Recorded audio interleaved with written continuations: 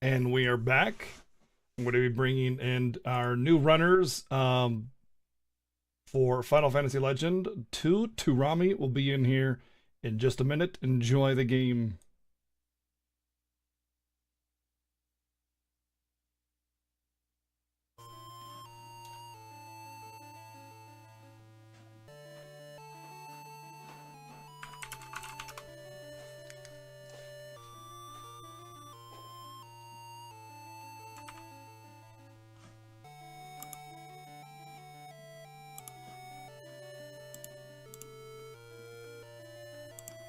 Hello everyone, how you doing tonight?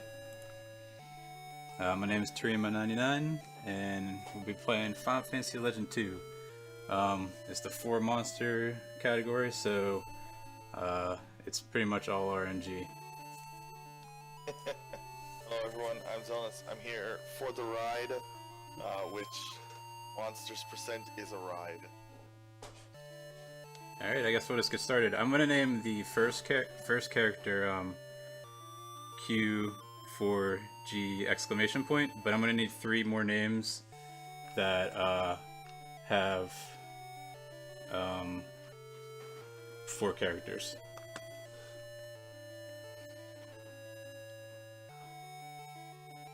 Alright, I guess we'll get started here. 3, 2, 1, go. So, what I'm sure this category is there are 4 different races, and each of the there are 4 different side categories to the game, and it's where you just use 4 of each race. So this is the monster category. There's also humans, robots, and mutants or espers. You can feel free to explain the plot of the game, I guess, at the start. It's a pretty weird game. Alright, so you're just kind of hanging out and your dad's just like, hey, I'm gonna kind of go on an adventure, see you later, and just jumps out the window. And then you grow up and you're like, I really want to find Dad. And so your mom's like, alright, well, go talk to your teacher, Mr. S. So you talk to him and find out your dad's kind of looking for pieces of Magi, so you decide you're gonna kind of look for your dad and Magi at the same time.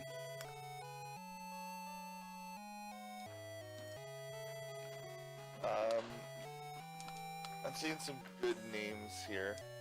Any? Zach, HTML.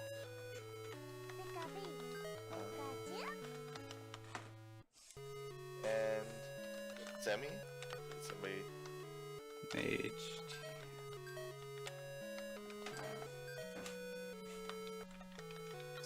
You're having a hard time typing more than one letter there, aren't you? I'm used to this naming them one letter, so Jeff. All right. Oops.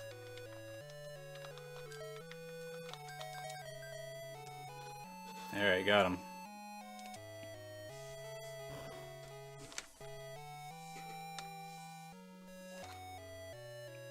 Alright, so yeah, you just kind of leave the town. That's it.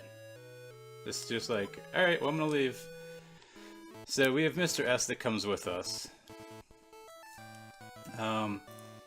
So to start the game, we're not gonna be able to run from most battles, so we're just gonna have to pretty much let one of our characters die. And it's usually the first section, or the first character gets attacked the most. But they revive after every battle. So it's kind of the fastest way since I don't need any... so I guess I should explain how the monsters evolve in this game. They evolve by eating meat from monster drops.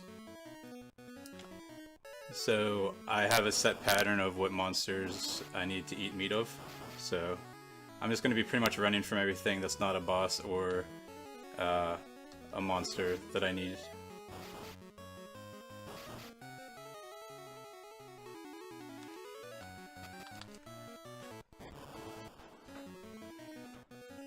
And levels don't do too much for monsters, comparatively, which is why we don't just fight these early guys, even though we can't run from them.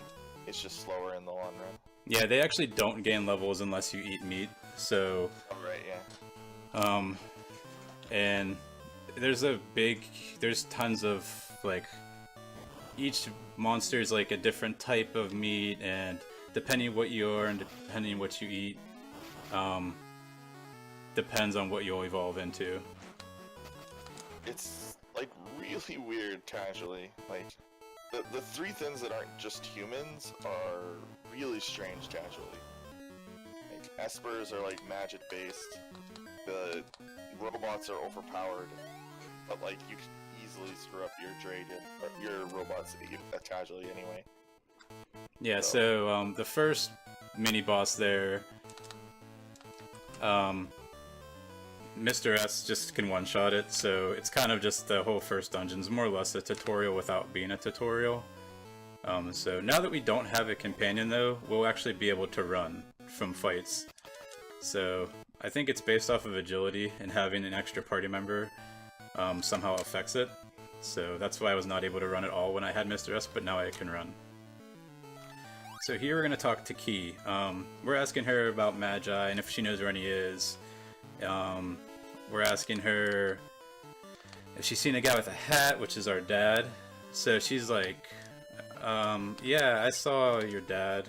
And there's also some Magi down here, so we're going to go to the Relic of Ancient Gods now, and she tells you where the location is.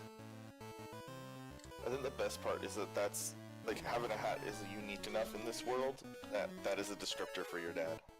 Yeah, pretty much. If I enter the first town, which I skipped, because monsters can't equip anything either, so I don't need to buy any equipment.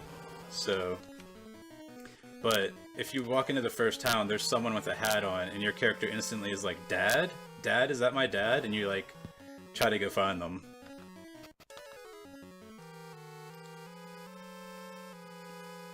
I'll just try to talk louder. I'm trying to keep it a little bit down because it's a little bit late here, but I don't think my roommate's back yet, so I should be able to talk a bit louder. Yeah, no, this... I just actually... The reason I can commentate this game is because I literally just played it like 3 months ago, and I actually had to restart about 2 things in. I don't want to spoil it in case there are people who are watching this for the first time. We'll get there. We'll get to why this game's super weird eventually. Actually, we already have, but... Yeah, so... so the whole so this game's broken down into, like, I guess they're considered worlds, and they're all connected by, like, these pillars that you go to, like, a central location. It almost looks like, like space. So the Magi in this world, there's 77 of them. So you can't actually just like skip ahead to the end of the game. You actually have to get the Magi, or else you can't go to the next world. If you try to, the game just puts like invisible plot walls, like you don't have enough Magi to go on, or something along those lines. Yeah, it's actually the number 2. You can't just like somehow get past. I mean, there are glitched categories that are pretty nuts in this game. But all of the 4 species runs are glitchless categories. Yeah.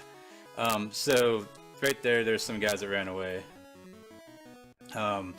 They said they were trying to protect the Magi, so they took those 3 but forgot these 3, so then they leave. So this door how it says opened, if I didn't grab those 3 Magi in there, I wouldn't be able to open that door. So if I talk to these guys, they say that Ashura's men beat them up and took the Magi. So we're gonna go tell Key this because she cares.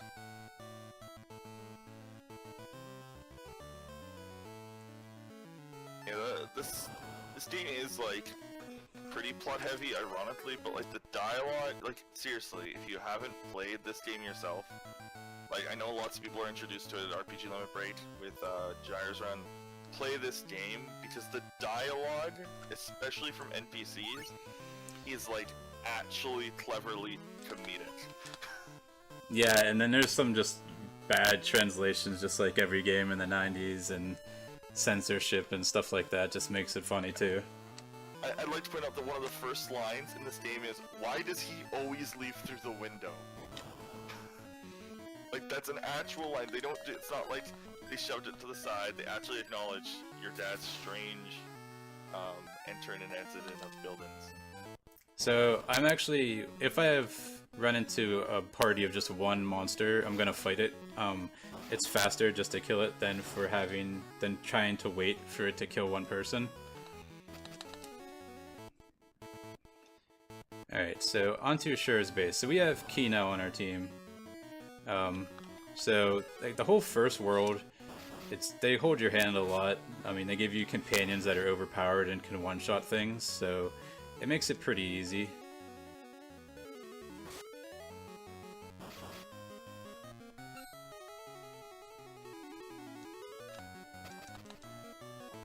Alright, so this is Ashura's base. So in here, I'm pretty sure it's the only part of the game, the NPCs are just all zombie characters for some reason, and if you talk to them, you get into a battle. I don't know why, they don't ever really explain it, but it is. They don't explain a lot of things in this game. Yeah, they just kind of expect you to figure it out. So for people who don't know, back in the 90s, they thought we were too dumb to understand RPGs that didn't have the word Final Fantasy in them. So they renamed a few games to Final Fantasy in the States. Adventures and Legends, those two series. And Legends 1, 2, and 3 are actually Saga 1, 2, and 3 in Japan. So this game is actually not a Final Fantasy game, despite the name. It is part of the Saga franchise. Yeah, and then Final Fantasy Adventure is actually part of the Secret of Mana franchise. Which is weird, because they released Secret of Mana and then just didn't, like later. It's like, not like they were scared of it. Super weird. Square did not like America, which I don't think they still do. Alright, so we're just kind of trying to get through the base to stop Ashura's men. And I'll just call this Key's world since she's like the main figure in it. Yeah, it's not like a lot of the worlds are race-based, but like this has made sense for this one to be because you can start off as like all these different races. So that's a general name for it. Sometimes just first world. Also in this, I can't remember what I was gonna say now. Whoop, there's that, I guess.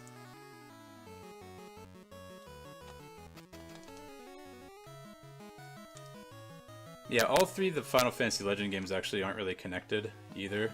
It's just kind of like Final Fantasy games.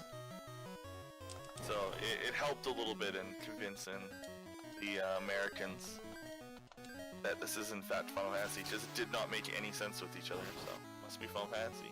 Yeah, so here's another just mini-boss. It's, again, since we have Key on our team, it pretty much takes care of her, takes care of the Rhino. Alright, so we're gonna get some more Magi here. And if we actually try to leave the building, Key's like, you can't leave, don't forget the Magi, or something along those lines. Yeah, this game really dates you, which is nice, because if you forgot Magi, that's bad. Yeah. Oops. Magi have far less of an effect on monsters, if I remember. Do they even do anything? What's that? The monsters, like Magi doesn't do as much for the monsters as, say, the mutants, but... Oh, well, so I'm actually going to equip some Magi, so that's another thing. The Magi isn't like just a MacGuffin in this game, you can actually use them. So since I use the flame attack on the dragons, they are all fire, ice, mana. We'll all give them 3 to their mana stat.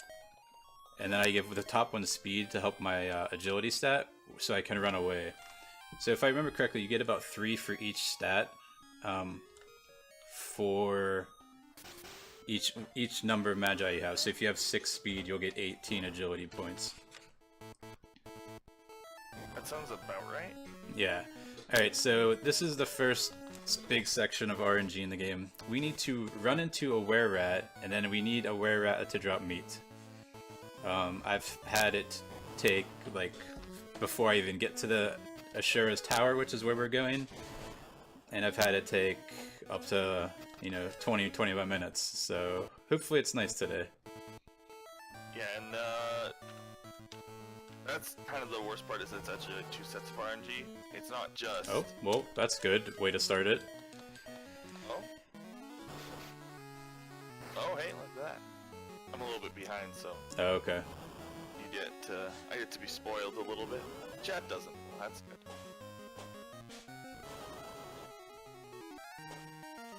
Wow. Come on, we're at. Oh, we did it. We did. All right, Oh so my gosh. we don't have to worry about that that RNG. So usually right there, I'll save as soon as I enter Ashura's tower, and then I'll just walk around until I get the were-rat to drop meat. So like I was saying, how the monsters evolve. So as you see there, the sprite I have now has 218 life and everything else has 45. It jumps me just way... The monster's just way ahead of where I should be in the game. Yeah, that's. But like you can in the inverse, like if you just kind of randomly eat meat, you have a hard time. It's pretty. This game's pretty weird about that. Like monsters are pretty random. Yeah, You so don't understand them. if you don't have a chart up, which I never did as a kid, obviously since it was the 90s, you can eat meat and sometimes like evolve like down a step. So like I'm a sprite right now, but all of a sudden if I eat the wrong meat, I might go back to a baby dragon or something. Yeah, it's why it's not recommended to like do 4 like race playthroughs. At least like casually your first time. Like doing one of each is like cool, but Yeah. like doing. So we just got another companion. We got Mask, who looks awfully like our dad, but he's got a mask on, so he's probably not him. And again, since this is like one of the first levels in this game, it's the second world, the game's still kind of holding your hand since we're going to be fighting a major boss soon. So Mask is, as you see, he's got 321 life, and his stats are way higher than everyone else's on my team. Oh yeah, so I also didn't say, you can pick any race, and for whatever reason, no matter what you are, even if you're a robot, human, mutant, monster, doesn't matter, your dad, you have a dad, and he's always the same, which is actually different from most, like, games nowadays, where one of the parents is always away, it seems. I don't know, your dad's away for a lot of the game. Like, what we're already like at the second world, still not shown up. Yeah. All right. So I actually picked some treasures up there. I picked up the magic potion for towards the end of the game for someone, and I'm gonna pick up the battle sword for Mask to kill this boss in 4 hits. So I'll just make a safety save. And then you get to listen to some amazing music, since this boss music is one of my favorite boss music still. I mean, this entire game like has like a phenomenal soundtrack. For 1991, yeah. Yeah, for 1991 on the Game Boy. Let's not forget, this is a Game Boy game. Alright, so I actually got lucky and I put Ashura to sleep. So he's not going to do anything. So the baby dragons, I'm using their just physical attack. Their physical attack, it's faster because there's no animation for it if they miss or there's no damage. And I use sleep for a chance to put him to sleep, and then, like I have been. And then I have Mask use the battle sword.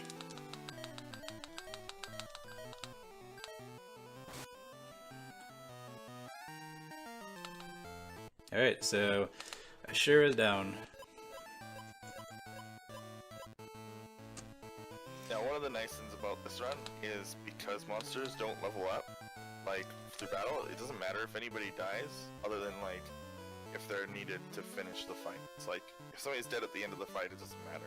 Yeah, the only thing at the time it matters is, like, if I have one monster that needs to eat the meat, and then, he dies, or it dies, and then I have to restart the battle. Alright, so, plot-wise, Ashura tells us that he actually sent some of his guys to drink a potion to become miniaturized, so they could go into Key to steal the Magi out of her. So she has Magi in her because she can heal people. So that's why Ashura is trying to get it out of her, because he used Magi to become like a mini god. So all the main bosses in here have used Magi, and they've become like kind of mini gods.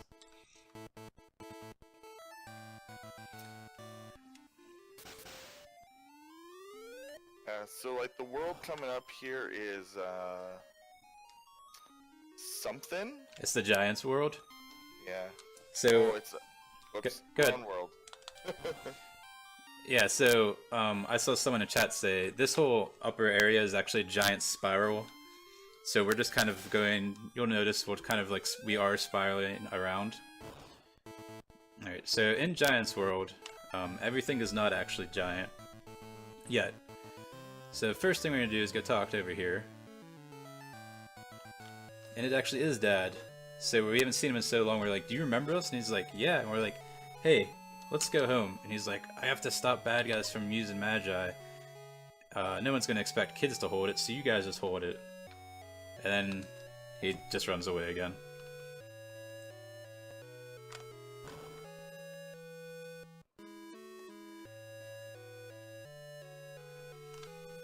Yeah, this is glitchless any percent with the restriction of using 4 monsters.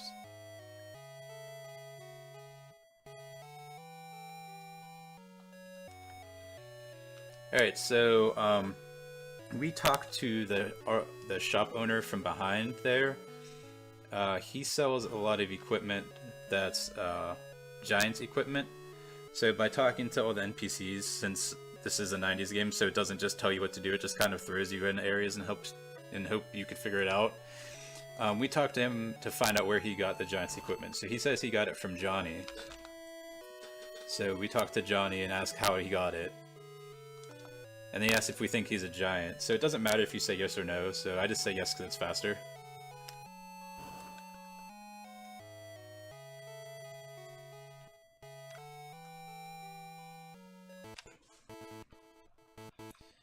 So when we go into, so this section over to the right is the giant section of the world. For whatever reason, there's a very obvious spot on where to go up here, right here. It says a secret door. But if you don't talk to Johnny, the game just doesn't let you come up here. Just no reason, it just is like, oh, that looks different, or something like that.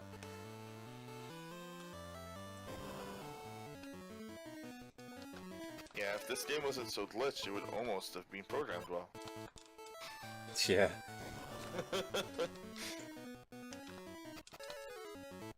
Yeah, also since it was the 90s when they made this game, there's some of the names are questionable at best for the monsters and items.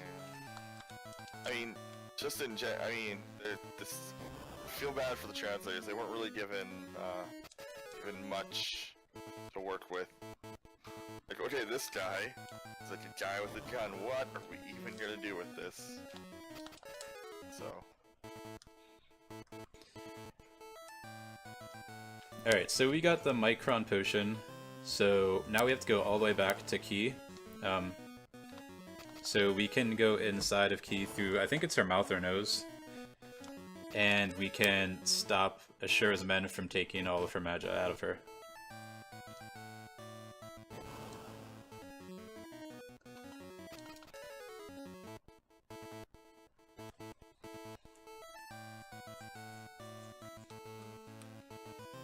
So we go ahead. Go ahead.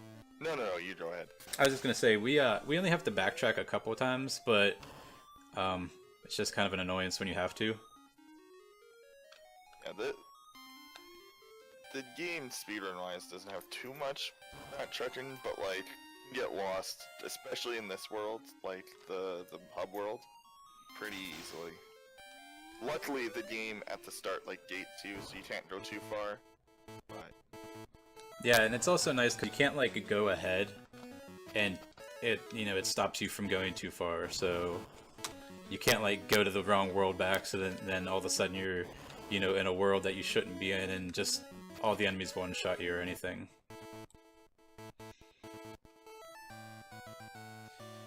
So we're gonna be using this this party for a little while, and we're coming up to actually my least favorite part of the game. It's pretty boring, and the music's pretty can put you to sleep. So. Oh yeah. It's it is weird though, like, so No, there's nothing wrong with your screen.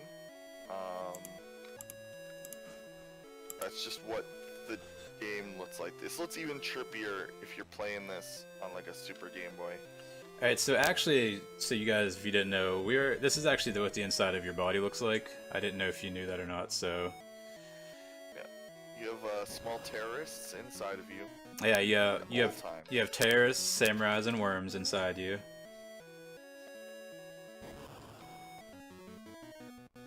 Rhinos. Plasmas, but that makes sense based on science class. Alright, so she has 7 magi total in her, 1 in each hand, 1 in each foot, and then 2 in like her, I believe it's her heart and stomach area, and then 1 in her brain. So this is the area with backtracking. Yeah, I mean, so well, it's not as bad as it could be, because after you get the magi, it takes you out of the room at least, or out of the organ or part. So once you're in her hand, once you get the magi, it automatically takes you out of her hand. So that's at least nice that it does that. Yeah, robots, terrorists, I mean, it's all normal things. I forgot about the rhinos. How did I forget that there are rhinos inside of you? I don't know. I don't know how much of this potion stuff Ashura got to shrink as many enemies as he did, but he did a good job. So another thing that we haven't really touched on is the encounter rate. So the encounter rate sometimes can be very brutal. Sometimes you won't get in a fight for like 40 steps, and then you'll get in 3 battles in 4 steps, like I think I just did. Yeah, about that just now. So the reason I heard that the encounter rate was so high is since it's a relatively short game, if you just boost the encounter rate, the game seems a lot longer. So that's what they did, I heard. It seems like a common thing that happened in the 90s. Right. Either they made this stuff very difficult, or they just added a bunch of encounters. So you had to fight a lot of encounters either way. Yeah, so that area I was just in, I assume, is the heart. It's kind of got 4 little chambers like the heart does, so... as a child, I always thought for some reason that it was a stomach, and like we had 4 stomachs like a cow, I guess. I don't know.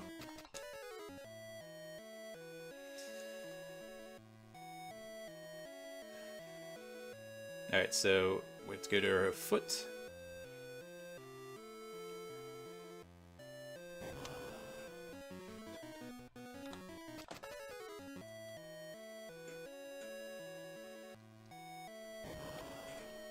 I don't even know what the Woodmen are.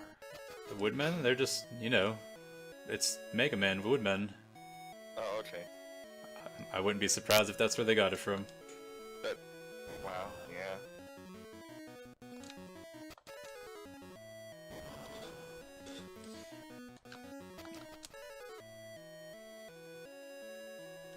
I was just seeing in chat, yeah, the nasty dungeon is later in the game, and with this encounter rate, it can be pretty bad, but we'll touch on that when we get there for sure.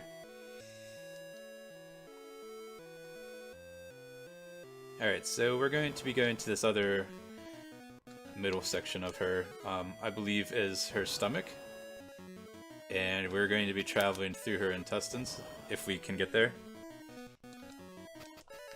This game in a nutshell. Yeah, if we can get there. Oh, wow.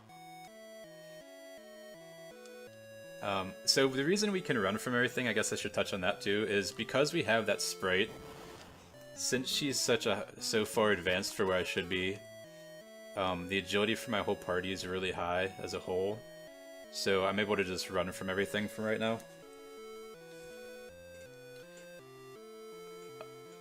There is a step route in this game, but it's actually specific to each game, I've heard. I don't know anything about a step route, I don't use one. But there is one. If you start the game and just play right away, it's going to be the same seed every time. So when I start a run, I always load an old game, fight a couple battles, and then reset it. Alright, so her stomach, we get 1 more magi. Then the last one in her foot. The stomach's probably the longest section, just 'cause it's so, like, twisted.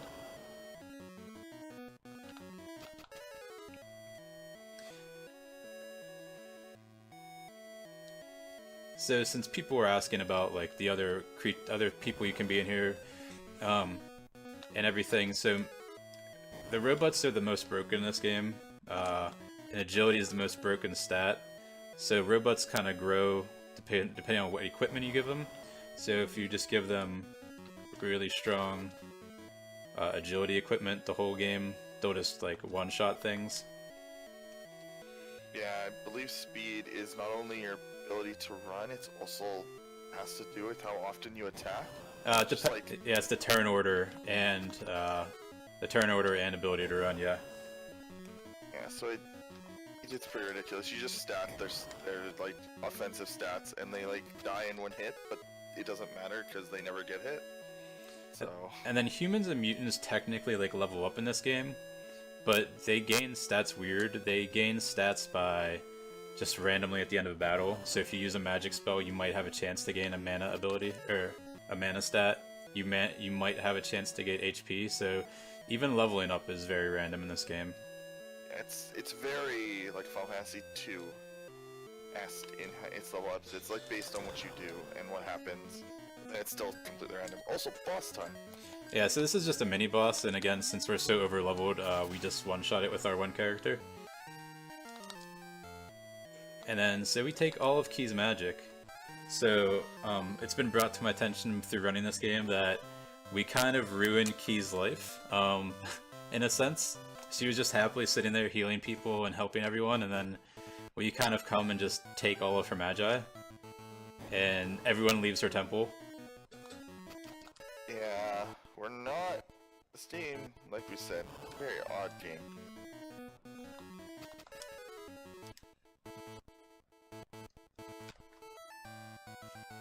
No more mana for her. Yeah, I don't even talk, I just kind of leave. Yeah.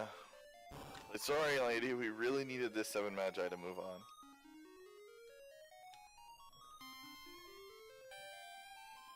Alright, so the next world we're going to is Apollo's world.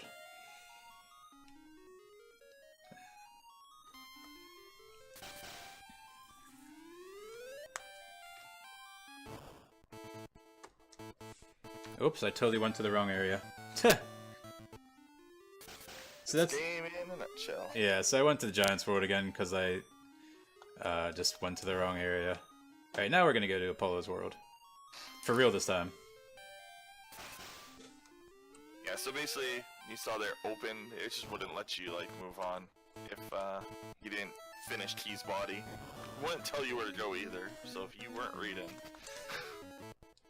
Yeah, so the weird part, like, when we got that Magi off of the sprite next to Key, if you don't know to talk to her, you're not gonna get that Magi, and it'll say you need one more before you can go on.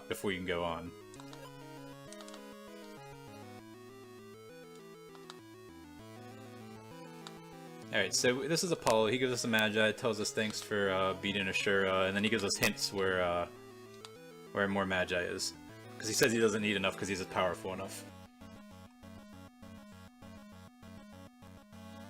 Also, I clipped through a guy when I first walked in that temple area. Totally missed that. Alright, so we need to get Big Eye meat if possible. I have routed that we don't have to, but it helps. No meat. Feels bad. Yeah. Oh, so someone mentioned in chat, yeah, the Prism Magi we get at the beginning of the game, your dad gives it to you. And if you use it in any world, it'll actually tell you how many Magi are in that world. So, like, they're saying you can narrow it down to which area you might have to find a Magi. Alright, so the first part we're going to is, we are going to an underwater volcano, which, I mean, why not? Yeah, all the hints for where more Magi is are all, like, riddles of paradoxes, like, where it burns under the water, where light shines in darkness, etc. So yeah.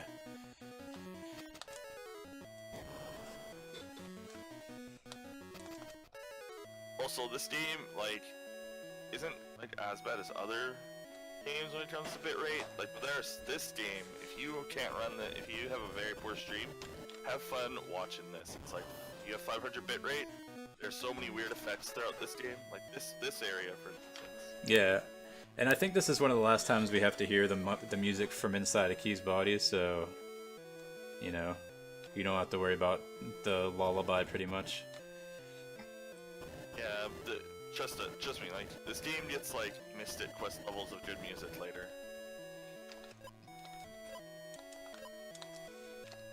So I do the volcano one first because we get the True Eye Magi. It helps you see in the next cave we're going to, which is the Cave of Light. Yeah, I think you have to do that one before Cave of Light. I think you can walk around in it dark, but everything's dark, so technically you could memorize it, but you need the Magi anyways, so... Oh, I thought it was one of those things where, like, you don't need it, but you do need it because the game tells you you need it. Yeah, so you automatically use it, you know, see well with True Eye. So I'm going to do a couple safety saves in here because I didn't get Big Eye meat yet. I can get ambushed by a monster. Actually, oh. Okay, good. Also, no, you don't move with this floor. It's not like a move-in floor, it's just looks weird. Yeah, the floor doesn't move, it just, for whatever reason, that's the pattern they gave it. So... Oh, you can't get into the second room, according to chat? I have never actually tried it. I just assumed that you could, but okay, that's good to know. So yeah, like, this place is like trippy to me. Yeah, another reason the Big Eye we get, he has an ability that has it so you can't get surprise attacked, so that's one reason we get him. And the second reason is because of the monster evolution path I get. It just is the fastest way to what I need to get.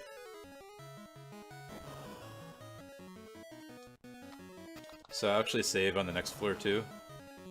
Maybe, if I can walk. No, you have to fight encounters. All of the encounters.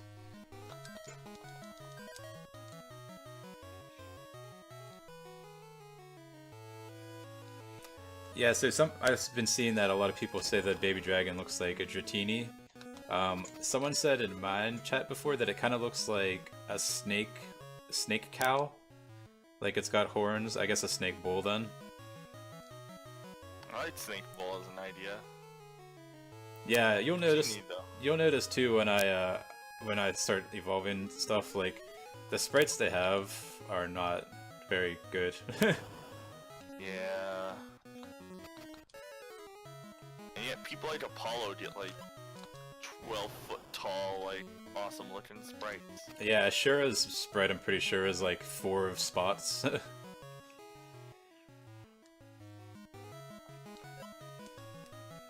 Snake giraffe, I could see that. Then what part's the neck and what part's the body? It's a snake giraffe.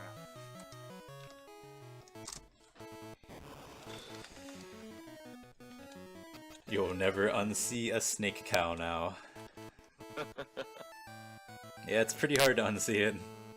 Alright, this cave in the north here, you can enter from the south or the north, it doesn't matter. The south, if you enter, is just a way to one treasure chest, which even casually it helps, of course, but any speedrun we don't need it, and especially this one since the monsters can't equip stuff.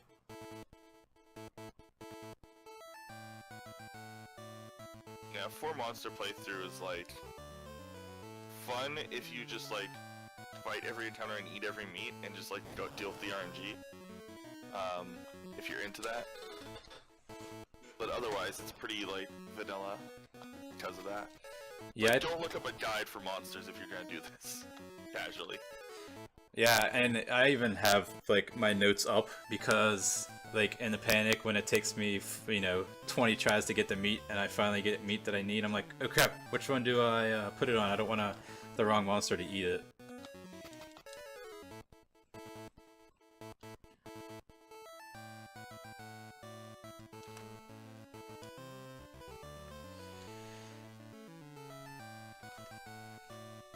Alright, so casually as a kid, I actually got stuck in this cave before.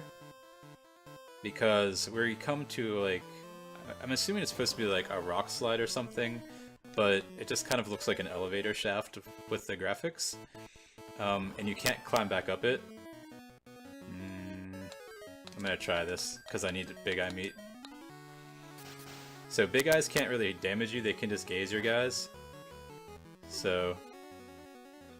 Just gaze your guys, man. I mean, when they use gaze on you, it doesn't do anything. It just, it paralyzes them. Well, I'm just having flashbacks to Final Fantasy 1 Izzle. Oh. Yeah.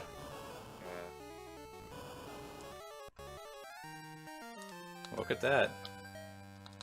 Did we actually get it? Yeah, we did. Wow, this is actually like really good RNG we're getting. Alright, so that's the elevator shaft. You can't go back up it, so if you don't have the right equipment or you're not leveled or whatever, you might get stuck down here. Alright, so here's Lin. She's not very good. She came down here for a potion for her mom, but she fell down that shaft, elevator shaft, and couldn't get up. Alright, so since I have a companion again, depending how many enemies I run into, depends if I can run sometimes. So there's 7 enemies I'm fighting, so I'm not able to run. Don't look at the pictures on screen to find out how many enemies we're fighting. That means nothing. So I don't need to save here, but I figure I might as well since, you know, marathon.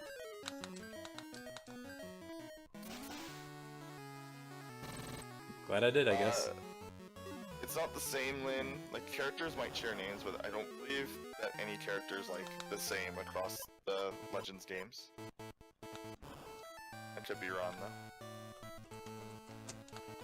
I don't think any do. Alright, so we see Dad's just hanging out at Lin's house with Lin and her mom, and we're like, what is he doing here? What are we gonna do now? And we're like, let's just go get some more Magi, and just kind of leave. Because.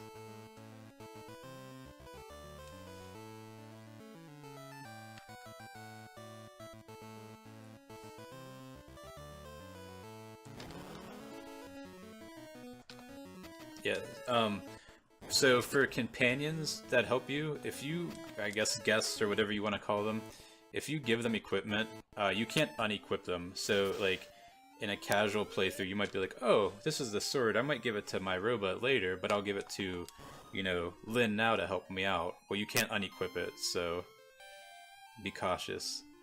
Yeah, they're thieves. They are. And so this is the Guardian's world. It's literally just a town. That's all there is here. But if you go talk to the bartender in the cafe, I'll just do it. Might as well. So it's $100, 100 gold, and he's like, use the jukebox. That's all he says. Just use the jukebox. So if you use the jukebox, you can listen to any tune. So you're supposed to somehow know that you have to play the heroic tune here, which is a secret door, and then we get told we're spies. You are spies. Yeah. Alright, so the captain comes in, he's like, hey, let them... Well, it doesn't say what he says, but I'm guessing it's, hey, let them go. I know them, or something. So, and he does have a hat on, but that doesn't mean anything, since you could be Mask or Dad, it seems like. Her dad did talk to us, so I assume it's Mask. Yeah, probably. And the first time we talked to him in a while, he's like, hey, you must be tired. You should probably go to bed. And we just go to bed.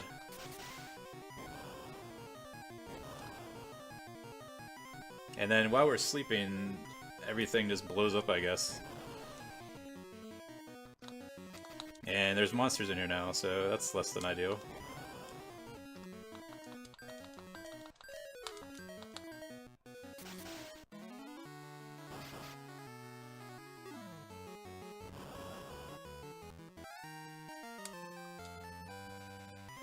So I actually had these guys routed before, but they just were too inconsistent. Alright, so we found out the captain is actually Dad, too. So we got Dad on our team again. It's actually Dad this time, not Mask, though, so that's good.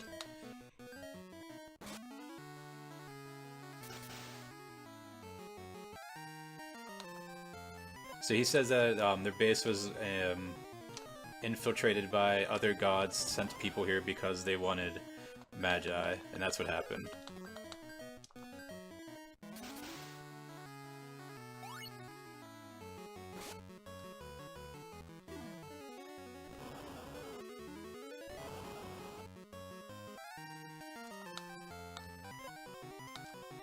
so we get Magi, because they stole it, I guess, but if we beat them up, they drop it again, I guess. Alright, so when we run into the ghost guy, we usually can't run from the battle because of their agility.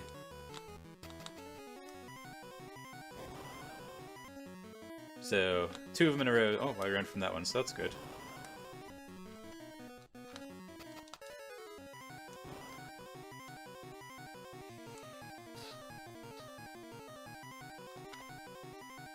Alright, so we talked to the commando at the end here, and so we had to fight him because...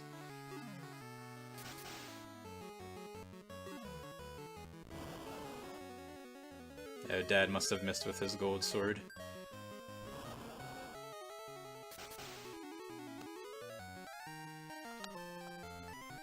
So he's like, hey Captain, we got Lin, you should go get her, I guess, just because.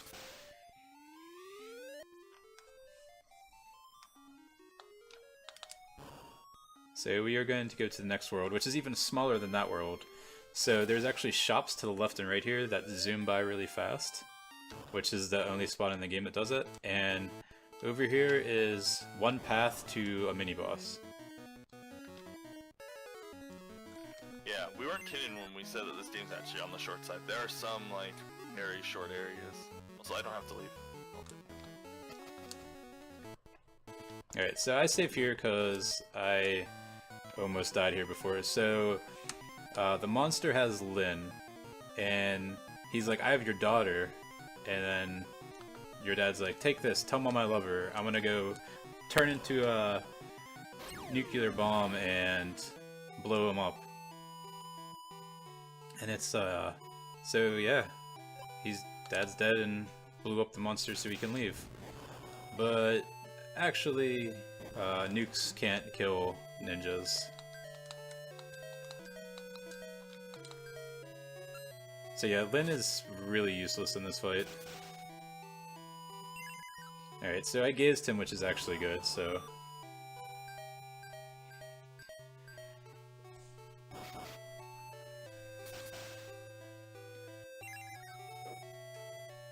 Yeah, this,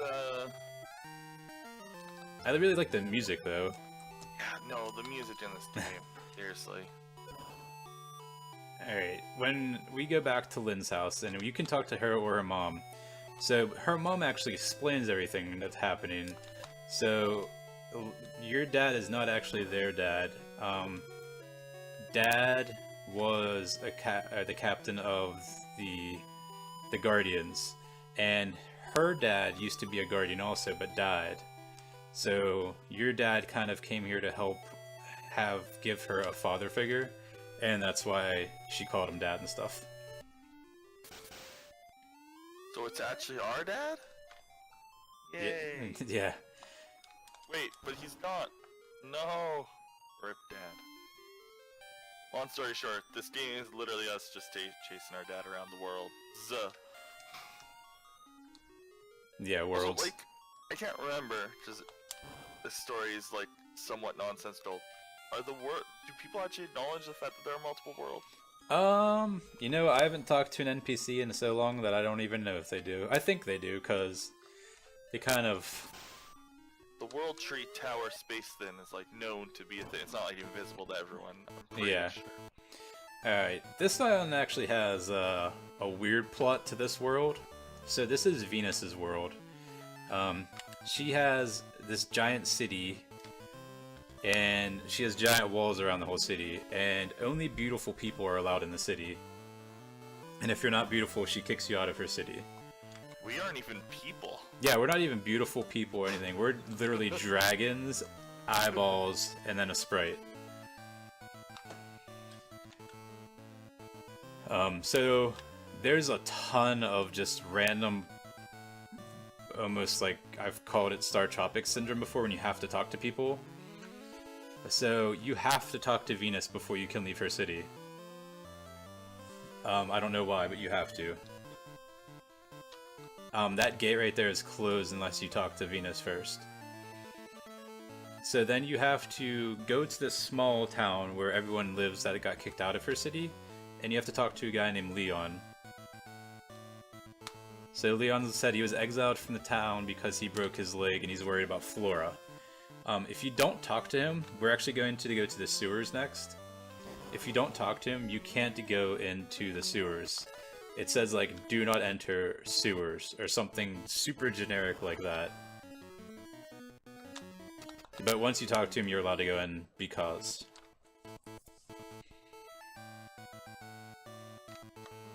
Alright, so we actually need to eat some more meat down here to evolve the last 2 dragons we have.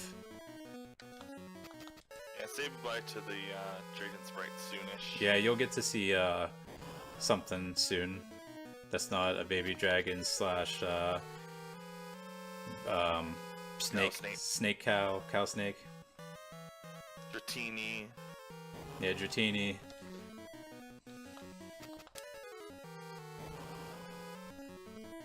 So I routed this kind of around fixed encounters.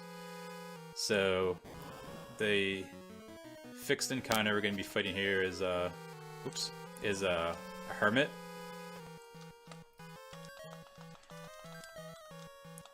So let's go fight this hermit. Again, it's from a couple levels ahead, but it's weak to thunder. So we can sometimes one-shot it, sometimes two-shot it, but it'll help immensely. I need to actually eat hermit meat 3 times in this run, which is very tedious, but oh my goodness. Okay, why are we on world record pace? What?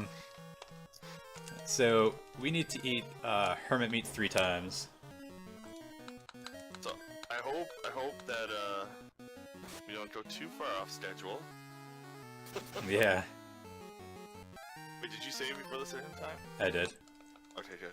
So it's faster just to reset if you don't get it, instead of actually like walking out and walking back in. And some monsters you have to reset because they only appear once.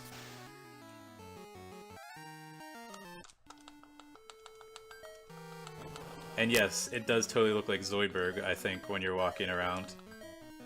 World record is 156 by Toorima. Yeah, 156.26.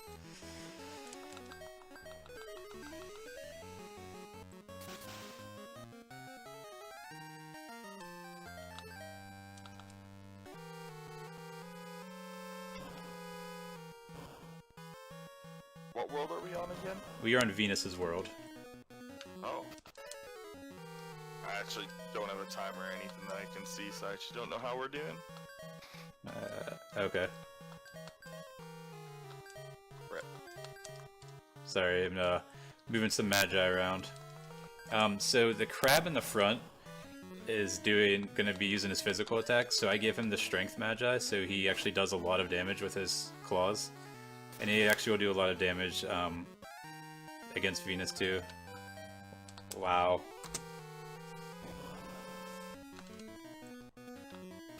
Alright, so I eat the hermit meat 3 times to give myself a hermit and to give myself a gazer. So the gazer is just the next version of the eye, but he has the beam ability, which will help me defeat Venus pretty fast.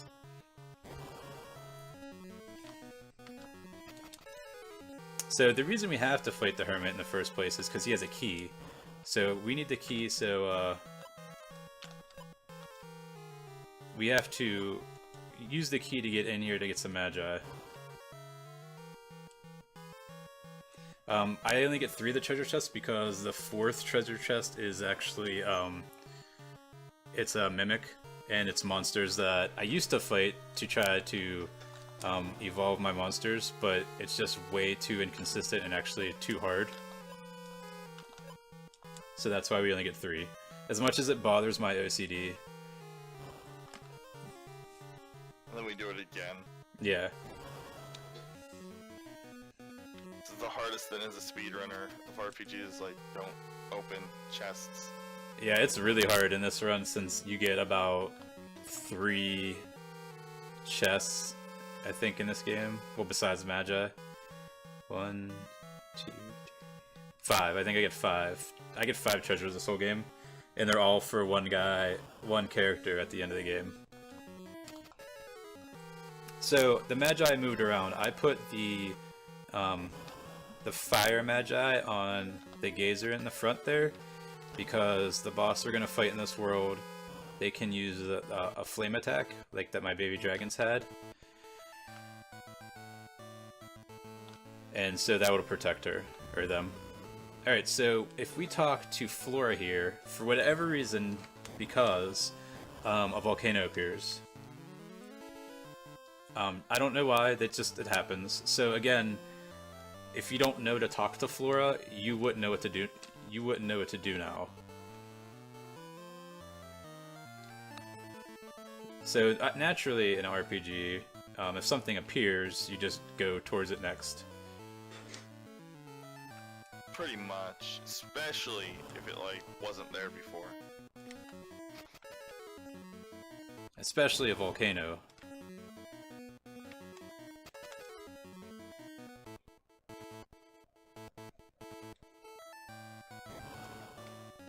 So yeah, that's actually, yeah, no, this is definitely not a Citadel segment run. Especially monsters, because that would be awful.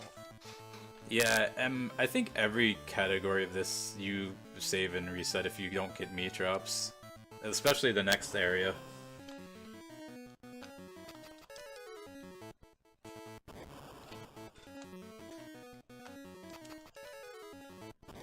So naturally, a crab, 2 eyeballs, and a sprite can just walk through a volcano.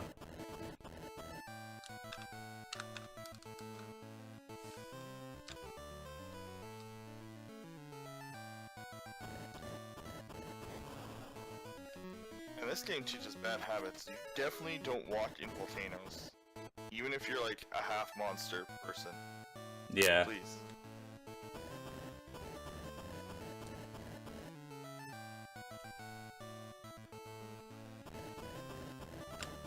But for whatever reason, you're able to. This is, when I was a kid, this was a hard area for me because I consistently kept having to save and heal up because I was terrified I would die. Well, I mean, you don't realize it seems like there's less encounters. At least it's not FF1 though. You can still get encounters in the lava. Yeah. Yeah, and also if you notice there, the game kind of stops every now and then, and you kind of think you see someone, and he kind of appears and disappears. That's Leon. He's kind of following us, and if you look at him every time, like, when it stops, it looks like he almost, like, turns around like, oh no, they saw me, and, like, he, like, turns around and runs away.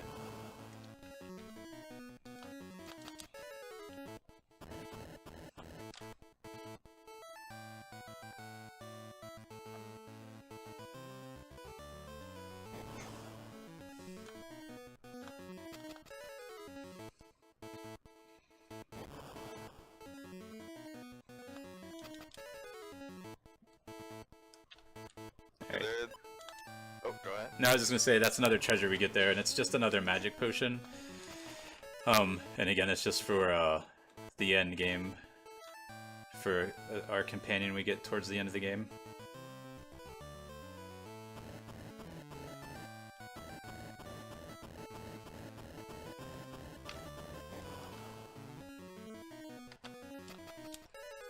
Yeah, this dungeon, there isn't too much going on other than, like, the lava isn't actually that scary because we have so much health. Yeah, my monsters are pretty much all except the sprite is actually you fight in this world for the first time. Well, the last world you could fight her in for the first time. So, as you see, like, we're just getting, 50 plus minutes into the game, we're just running into the sprite that I got, 15 minutes into the game.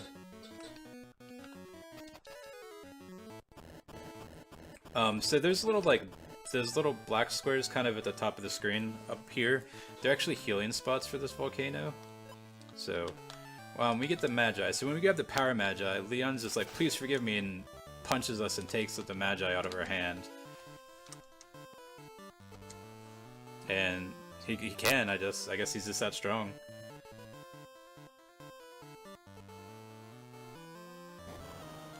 So, again, the game doesn't tell you anything. So, I mean, you just kind of walk around and try to figure out what to do after that.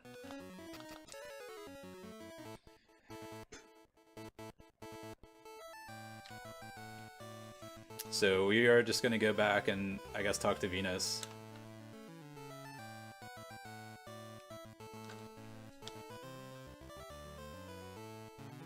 So I'm seeing a lot of people say what their strat was for Venus. When I was a kid, the musket was my strat. I would just use muskets like crazy for this fight coming up. Alright, so Venus is going to marry Niles and Flora.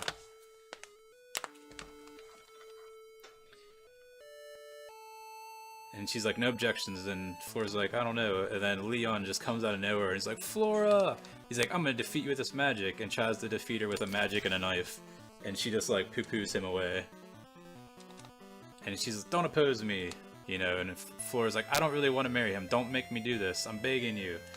And then, I love Leon, not Niles, I don't want to do anything. Like, so she grabs the knife and cuts her face, and she's like, I have a scar, you have to exile me now. And Venus is just like, no. And we're like, no way, you can't do this. So we're just gonna step in and stop it. So the cures we got earlier, we're actually gonna use them to, we got these from the robot, the Donatus robot, I think is how you pronounce it. So we're gonna save here, because Venus can be a jerk. She's not as bad as it used to be for me. You can put her to sleep if you're lucky, and you can actually stone her if you have something that can turn enemies to stone. Alright, so she can use Charm, which confuses an enemy. She can use her Blitz Whip, which hurts you pretty badly, and it says it, while in the whip, that means it kind of stuns you for that turn.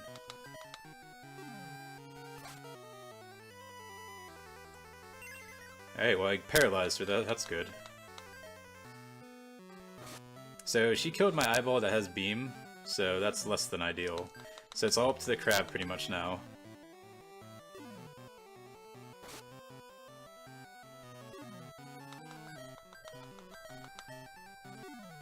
Alright, Charm didn't work, that's good.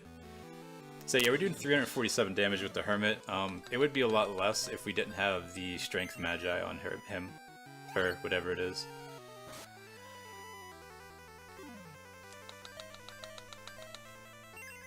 So she's charming my whole party, which it's less than ideal, but it could be worse. A lot of times, as you see there, when your characters are charmed, they just don't do anything. Alright, we got her.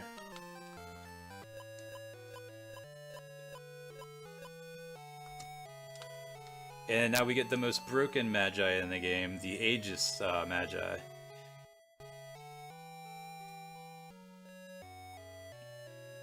Now, why is it broken?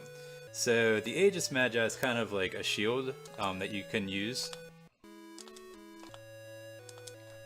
So I'll put it on the crab, since the crab gets attacked the most because he's in the front of the party.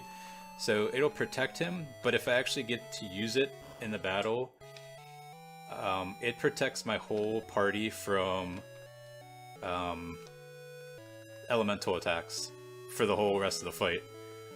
I don't think it was supposed to be done that way, but it is, so we abuse it, pretty much. Yeah, it kind of hates the rest of the game. Venus is actually like, significantly harder than the stuff around her. Yeah. You don't have Aegis yet. Yeah, and there's some of the like the two big bosses coming up after her. They're hard, but they're all RNG. There's stuff that you can't do. Like, you just can't do anything about it.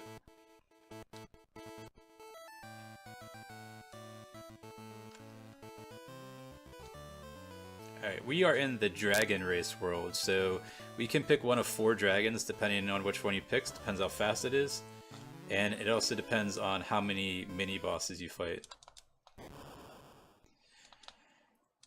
So we fell behind, so I picked the 3rd fastest one, so it's going to be moving pretty quick on your screen. So I'm going to be fighting 3 mini-bosses, but for whatever reason, the programmers forgot to put it in that you can run from one of them.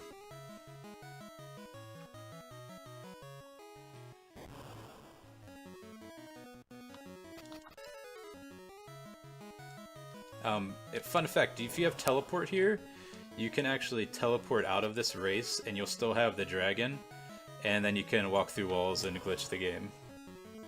Yeah, that's Oh, a good speed run. someone just brought it up. Yeah, so that's the first mini boss, and we just run from it. Then I save before these next 2 mini bosses, just because. Lammy, 4 of them, huh? So Lammy, you can fight one to 4 of them. Obviously, you don't need the meat from this fight, so 1 would be better, but we got it. I'm actually not gonna eat it. I could. I have notes that says I could, but I like the other path I could take. All right, now the biggest section of RNG again for this game. So we're gonna come up to fighting a monster called the Watcher. It's just another eye. But if we eat meat from him, since he's like one of the end game monsters, he'll evolve one of our monsters to something pretty powerful. Alright, so this is where we definitely have to reset if we don't get it. Oh, also, since you saw there, I reset and didn't move and I got into a battle. So, you know, resetting is a step, I guess.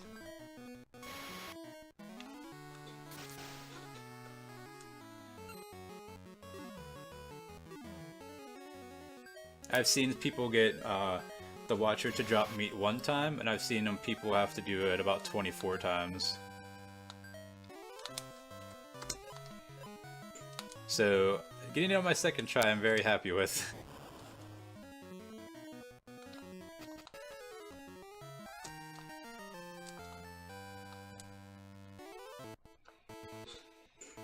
Alright, so that is all that you do in the race world. You literally just do a race, and then you go to the next world.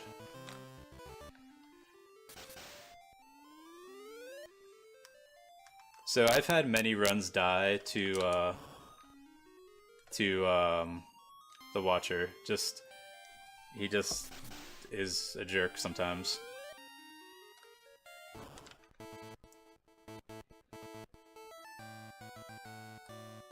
Alright, so here is definitely, if you know anything about this game, the big mistranslation is in this world. So this is the Edo time period. It's the Shogun's world. So it takes place kind of like it takes place kind of in the like Edo, or the great opioid wars of, you know, was it China? So this is that time period. So the reason I get the nymph is because she has whirl, and she just literally throws stuff in the air and it dies. Whirl's a pretty fun move to watch. It goes pretty quick, and there's nothing else that really does it in the game. Alright, so we beat the Hamatos, and a lady named Hannah comes, and she's like, hey, don't do that, stop being mean, you know, paraphrasing. So we're gonna go talk to her again.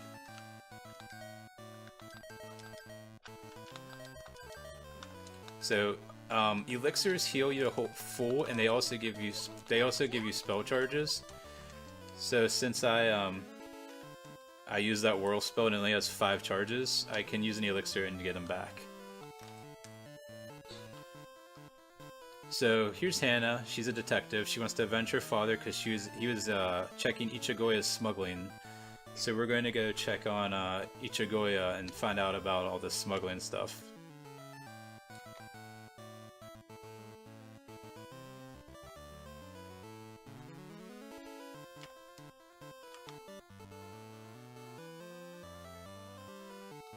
So this is where the big censored part of the game comes in from the Japanese version. So we talked to him. He says his next shipment is in the South Harbor, so we're gonna go to South Harbor now. Also, as a casual playthrough and as a kid, like, having all these people, the exact person I have to talk to, like, just completely threw me off.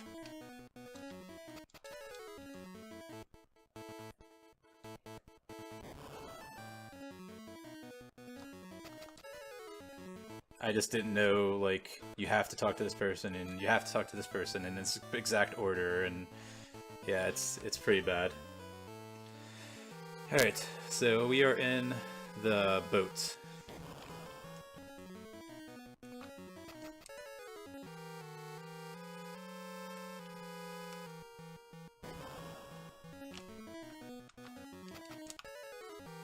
So as it's already been brought up, this in the Japanese version, they were smuggling opioids in, but in the 90s, we can't have opioids in a 90s game, especially a Game Boy game, so they changed the translation.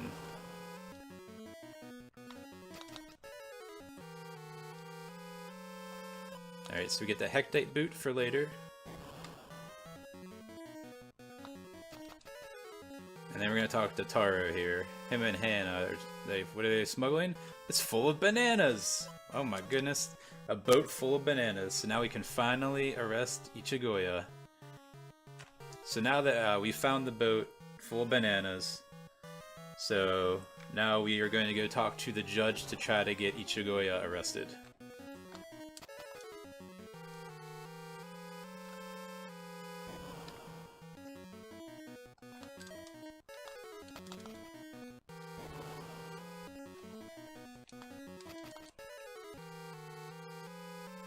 So then we're just gonna backtrack our way out of here.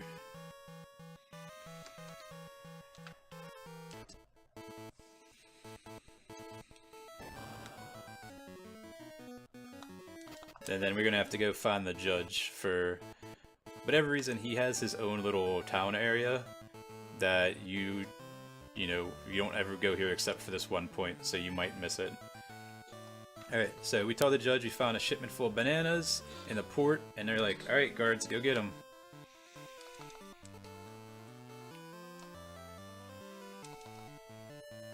Alright, so they bring him here. Kami's Hannah's friend, so he's here too. And he's like, I don't have any, what are you guys talking about? And the judge is like, we can't, there's no bananas, you gotta be, and Hannah's like, you have to be hiding them. Ichigo's like, I just came straight from my store, I don't know what you're talking about, lady. So they're like, there's nothing there, we can't arrest him. Alright, so Kami, who's a turtle, actually is very smashed there, as you see. So they beat him up because he tries to find Ichigoya. So we hide him, and the officers are like, I thought we saw him in here. Hannah said, he got his salary today, I don't know where he is. And the officer's like, alright, well, be careful, Hannah, there's some of the stuff is out of our hands. Alright, so we're gonna go meet Ichigoya ourselves, because... So I usually walk down there because that NPC usually just blocks the path. So now that we have Hannah again, who, kind of like Lin, she's pretty useless, we're gonna go talk to Ichigoya again.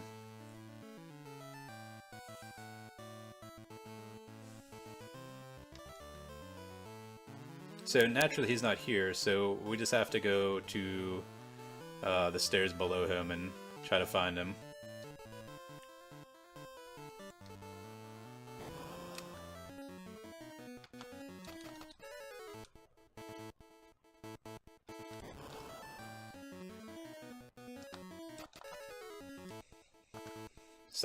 Someone's talking inside, so we find out that Ichigo is actually meeting with the Shogun.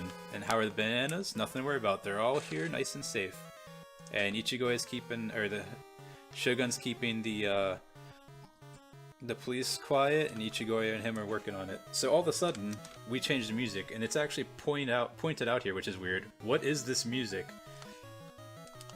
So I don't know, somehow we changed the music. I don't know how we do, but they don't like that.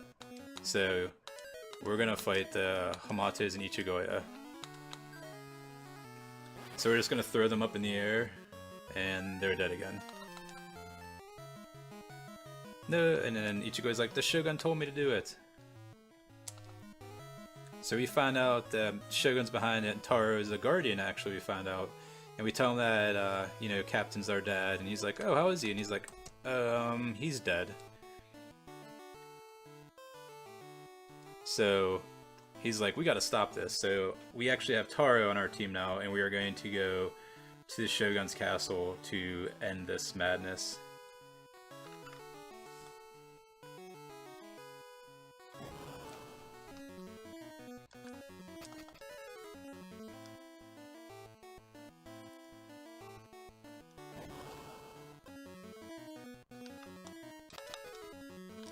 keeping the streets safe by keeping the bananas off. I'm glad you guys appreciate what I've been doing. So he has guards to his base. You have to remember this formation, because if you fight this formation, throughout the dungeon, you can't run from it, and you actually have to fight it. So, oh yeah, so people are saying there's statues on top of this place that if you talk to them, you fight a it's called a dolphin enemy. There's no reason to fight them; they're just kind of there.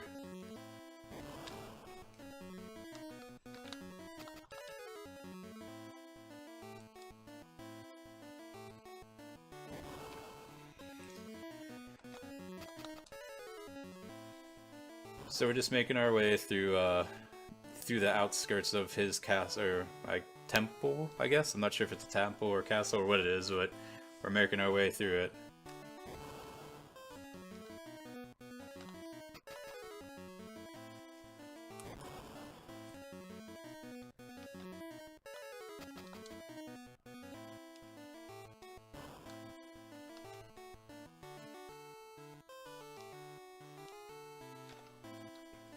So this is one of the first dungeons that there's actually multiple paths you can take. So you can get kind of lost in here as a kid, which I did, and I hated this place as a kid.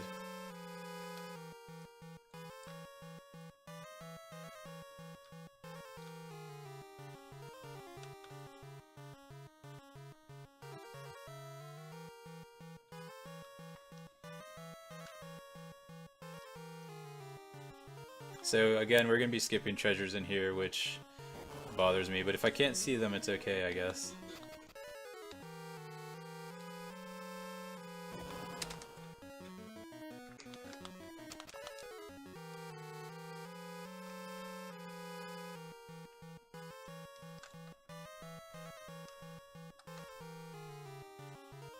So we're just slowly making our way through.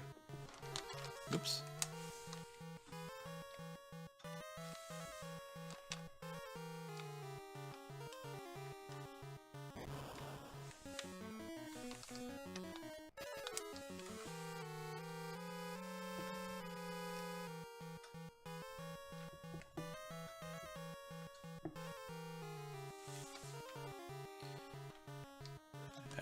I might as well save.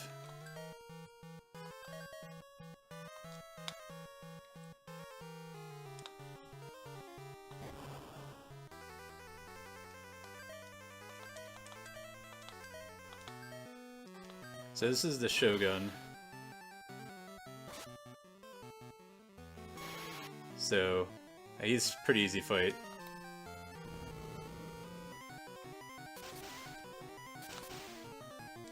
So we find out the real bad guy is actually here. It's Magnate. So we're definitely gonna save before him.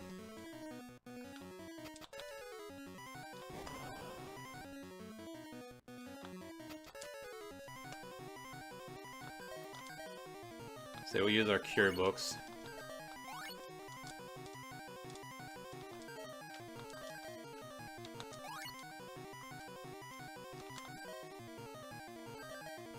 And then we'll hope for the best.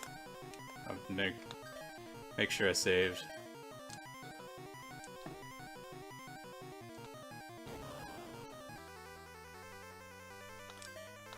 Alright, so the Magnate fight it's a pretty tough fight if he does things that you don't want him to do. Alright, so that's a good first thing. He attacked with a katana. So I have the Aegis on my whole team now, so that's good also. So if he uses any spells on me except Tornado, it'll be blocked.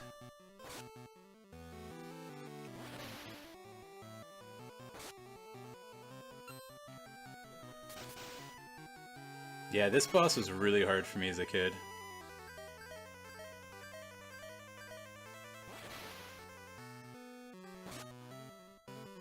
But we're getting very lucky so far.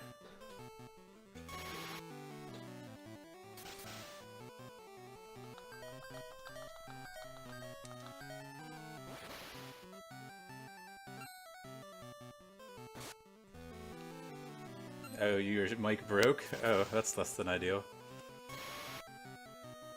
Alright, so I should get him this round.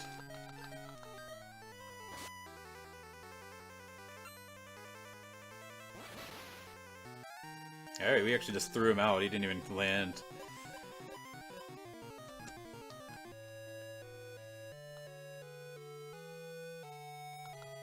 Alright, so that's Magnate.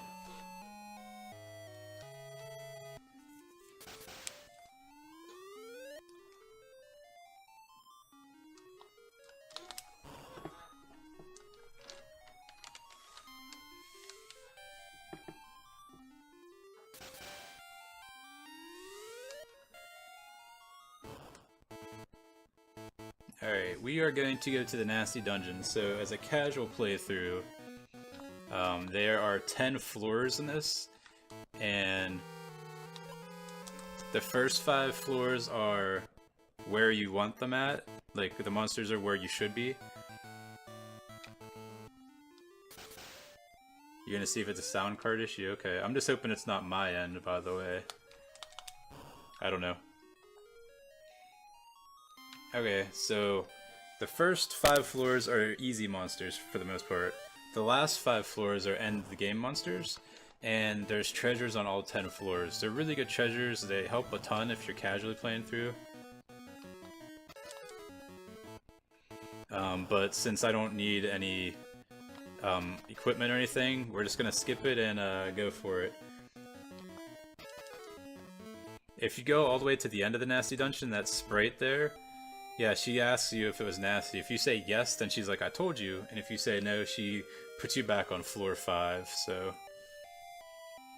Alright, so this is Valhalla. This is Odin's world. So if you die during the game at any point, you actually get summoned to Valhalla and you talk to Odin. And he'll go on some long speech about how, you know, he's always wanted to fight a good fight, and if you promise to fight him sometime, he'll revive you. So that's what happens if you die. If you don't die, then you never see that message, so...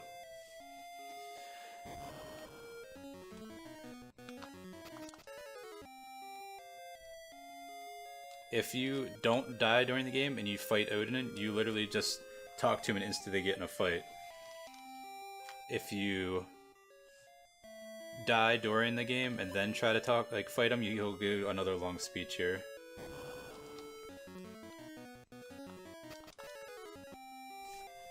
Yeah, there's a big trash can glitch in this game that I see in chat.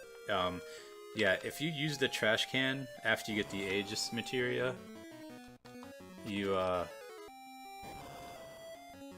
can use the trash can to raise your agility. But if you use it too many times, it breaks the game and you have 99 Magi.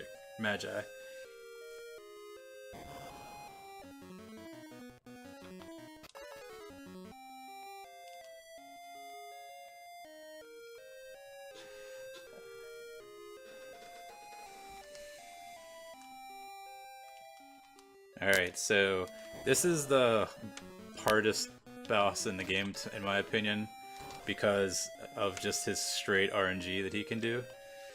So he has a Guntnir naturally. So if he just decides that he wants to use the Guntnir every turn, there's nothing I can do about it. I just die. Alright, so he used Ice, which is not bad.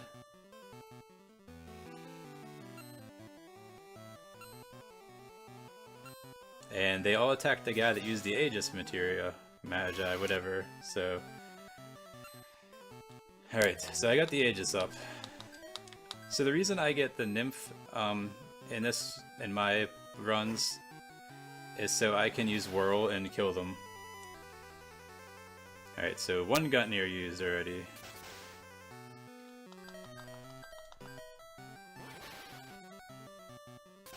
Alright, Lightning is good.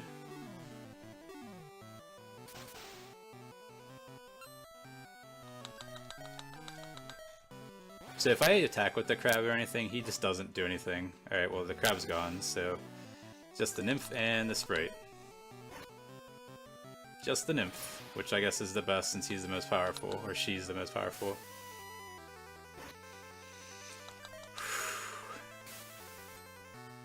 Ah, man. So he just decided he wanted to use the Guntnir every round again, so... Yep. I was one hit away from it.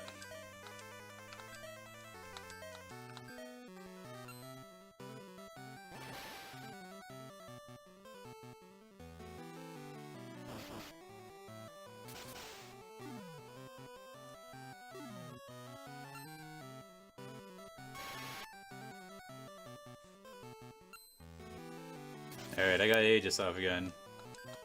So that's good. There he goes with his Guntnir again.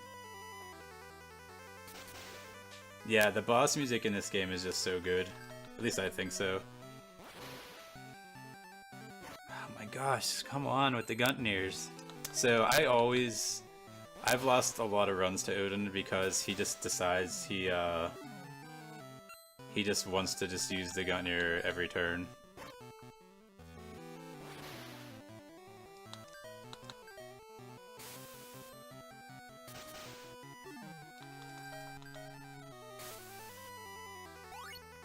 Alright, Cure's less than ideal, but there he goes, Guntnir again.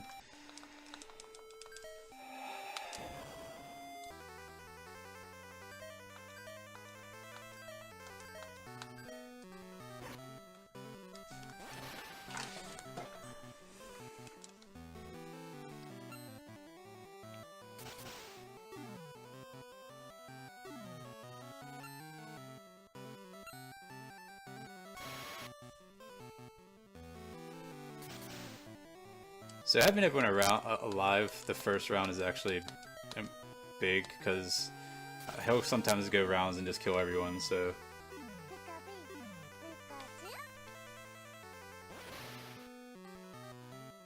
So when he uses Lightning and Ice, that's ideal for me. Alright, so I actually have all 3 damage dealers alive still, which is good too.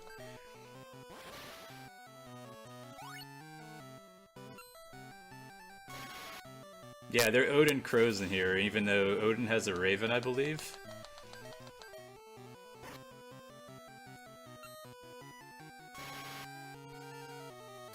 Alright, so he killed our nymph, which is less than ideal, but we still have 2 guys left. Alright, we still have 2 damage dealers left.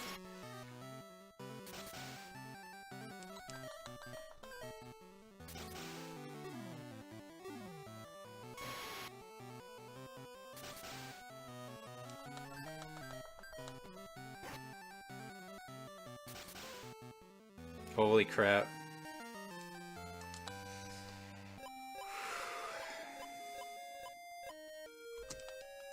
Alright. I got it, luckily. So if you use the Pegasus, it teleports you to the other side of his castle.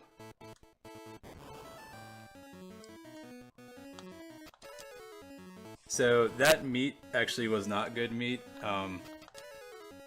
If it's a Sleipnir meat, you want to eat it, but if it's Odin crow meat, you don't want to eat it. The Sleipnir meat will make your monster super good, but the Raven crow meat will actually sometimes like de-evolve your guys.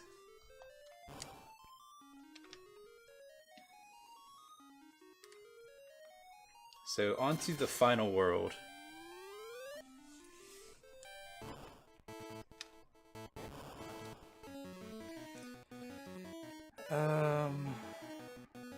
We're running from now. So I need to get lucky and get a couple meat drops in the final world.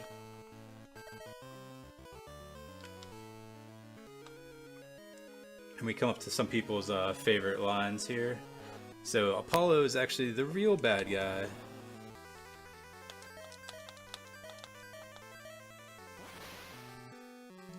So, oh man, that's a terrible start. So he can use pretty much all elemental attacks except Tornado, which he used. So you want to use Aegis again. So if he uses Flame, Gas, Blizzard, anything like that, it won't hurt you. But if he uses Tornado, it hurts. If you have someone that can put enemies, like stone enemies, he can actually be stoned.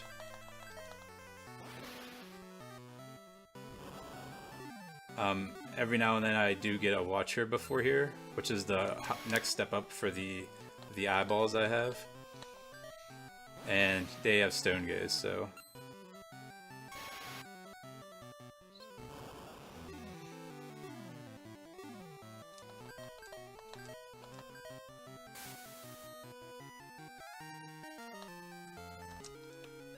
Alright, so Apollo's like, I heard you were strong, so give me the Magi or I'm gonna kill these people. So we give him all 76 Magi we have. And he just goes and runs away. And then we get told not to lose hope. Hey, it's Dad, he's alive. And he's like, of course, we have to get the last Magi. There's 78, we lied so people wouldn't use them. Alright, so we got Dad. So Dad's who we're going to be using all this stuff we've been keeping on. So Dad is going to be using magic or mana abilities.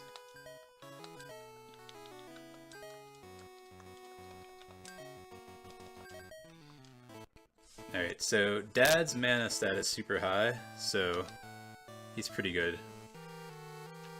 I'm actually going to save again, even though I just saved. Yeah, hi Dad, I'm a crab now.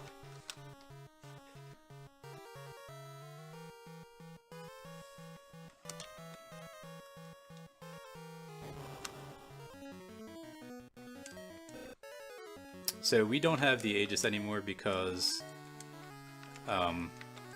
Apollo took all of them off of us. So I could use a Watcher meat here or Ice Crab meat, which would be ideal.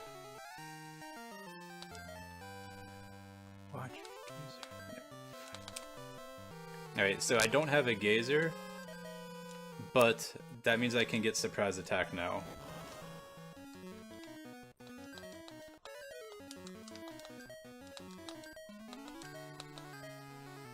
So I need Ice Crab meat and Naga meat.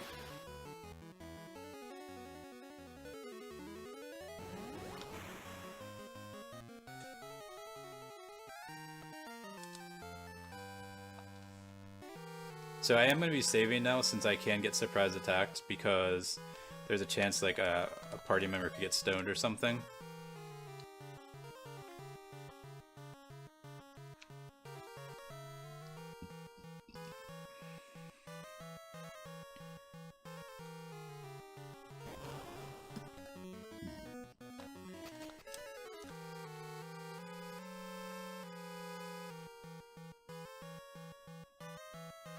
So again, there's lots of good treasure in here, but we're not going to be getting them. Hopefully I get better RNGs than my last couple of temps.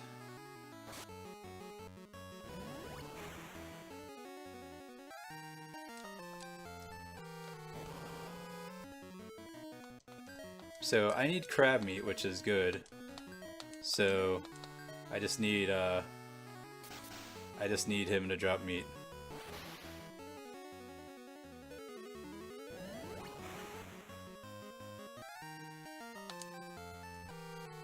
Can I get some more RNGs in the chat? I'm gonna grind here for a little ice crab meat.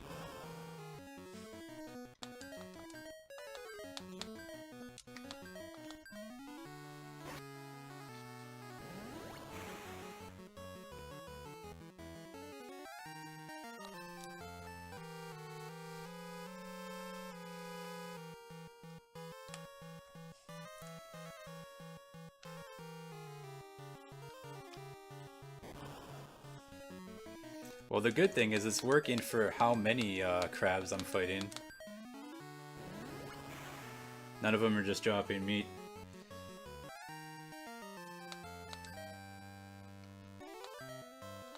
Hey guys, thanks man, it worked.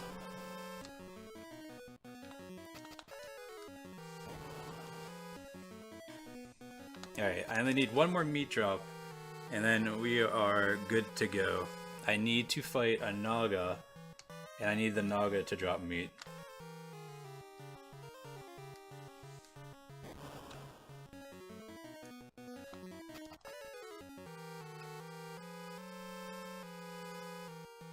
It's not absolutely positively like needed, but it would be helpful. Nagas you can't run until like the second half of this dungeon. Oh yeah, Dad, I'm an eyeball now. Good call. And since I have the Watcher now, which is my first character, I can't get surprise attacked again, so I can kind of be a little lax on saving. So the Dad's kid was a cow snake that turned into a hermit that turned into a giant eyeball, so he's had some I don't know how to explain that. Oh crap. That was a Naga. I should have fought that fight. It's just such a habit to just automatically run.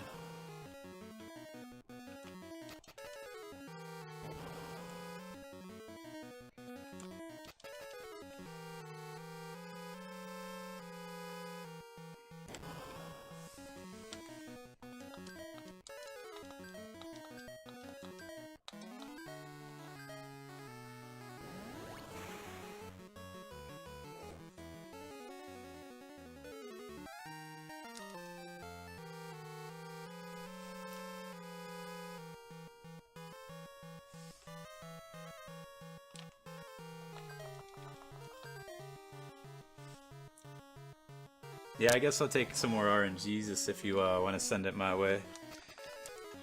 Need to run into a Naga and need the Naga to drop some meat for me.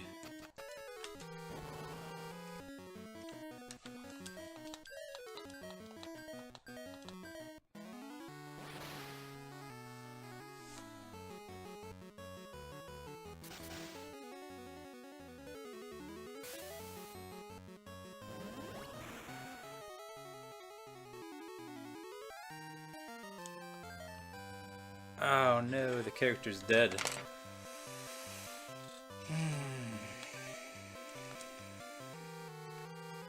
That's alright, we'll wing it.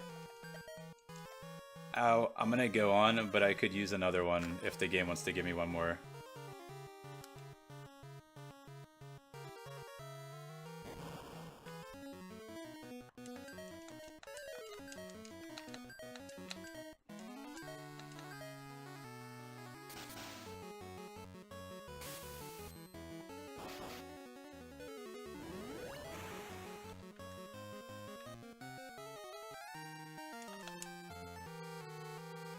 It's fine, it will work out. So having two Watchers is best for this next couple fights anyways, but it might make the one boss a little trickier. But we'll figure it out. So for whatever reason, they didn't program this boss that he can't get stoned. So you can actually just stone him also.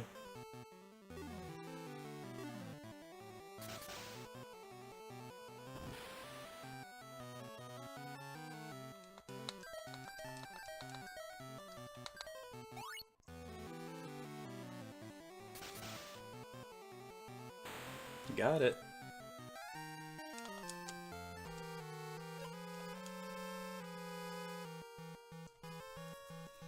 Alright, so now we have to do a little bit more shopping, and then we are going to go on. You know what? Let's fight some stuff. Let's see if we can get this Sprite and turn into something.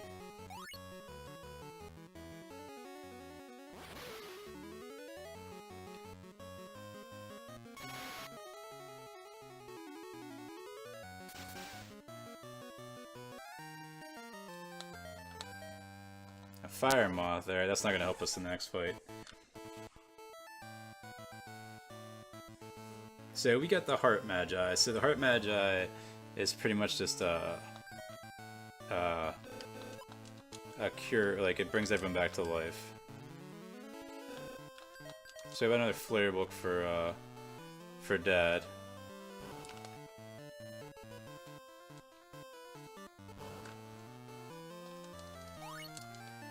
So I heal just to bring my spell charges back to full.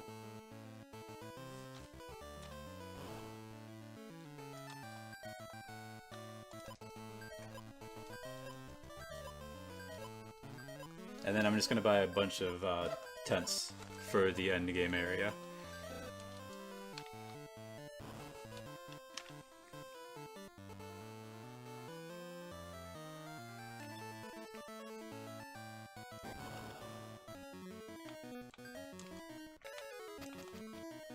Alright, so let's equip the Magi on HTML. I don't know why I made Questing for Glory 1 capital letters and the all lowercase and all the other ones capital letters. Alright.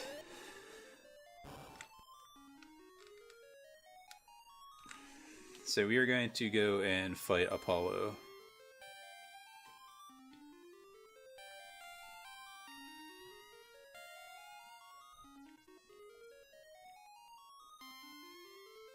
Definitely save before Apollo. So Apollo used the Magi, and he's just like, let's see what happens. And we're like, we're gonna have to defeat you before then. So for 5 turns, he just stands there and lets you beat him up. Yeah, you can't do anything. So we literally just deal tons of damage to him.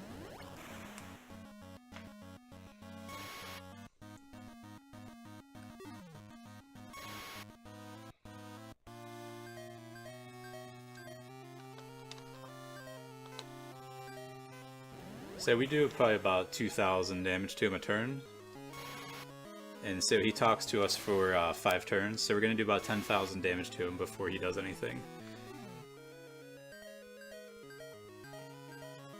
I usually like to have 4 monsters that can deal damage, but having 2 watchers is good enough. Because their beam attack is more than just 5 of.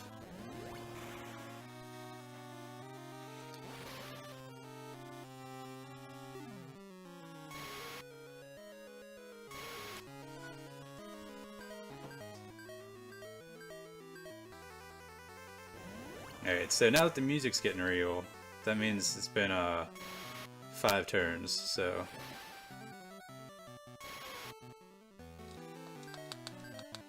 Alright, we're actually gonna be super safe strats, since my team is not the best. Okay, well, I don't want Dad to heal everyone first like he did, or my nymph to heal Dad like she did. But we can go with it. Alright, so we don't want him to actually attack Dad, that's not ideal.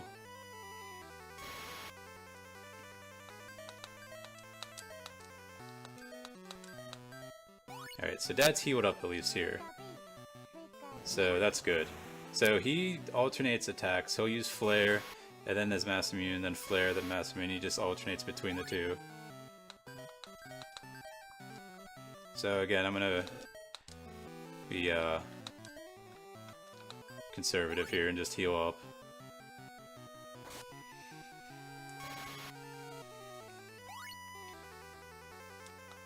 Alright, so heal or heart brought everyone back to life.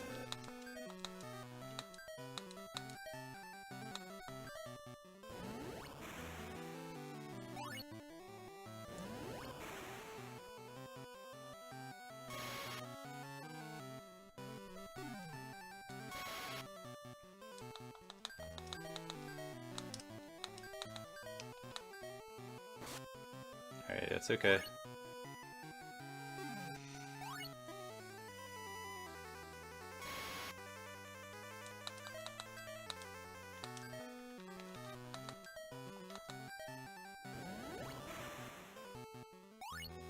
Alright, we got it. Alright, so he doesn't have all the Magi, so he starts melting. So once he starts melting, you can just run away. And then he completely melts, and then he explodes, and then Dad jumps in front of you.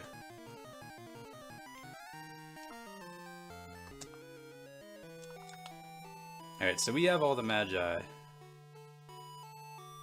Alright, so we're like, let's use it, and Dad's like, don't do it.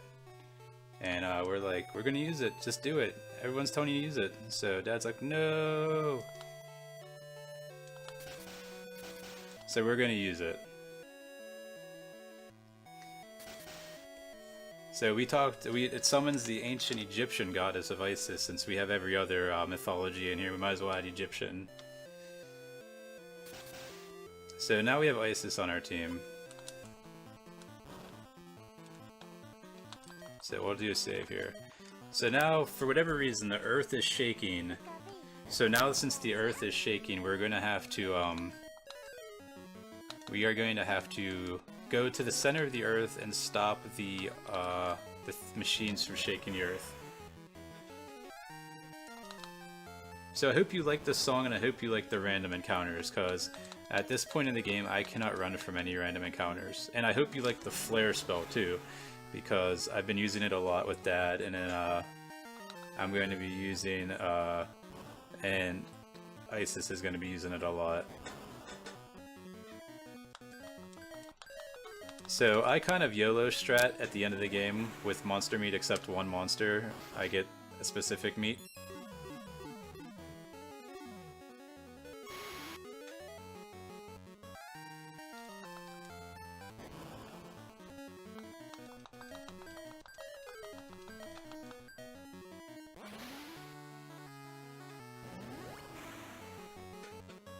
Alright, so I have one flare left, I believe. I like to keep track in my head just so I can go through these fights a lot faster.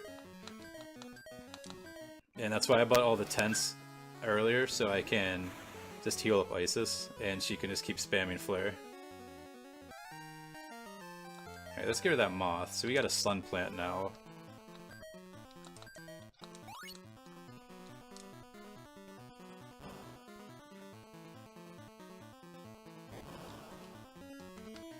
Alright, so this is the best translation of the game. It's supposed to be a Demon Lord, I'm pretty sure, but they translated it to Demo Load, as you see there, so yeah, that's pretty good.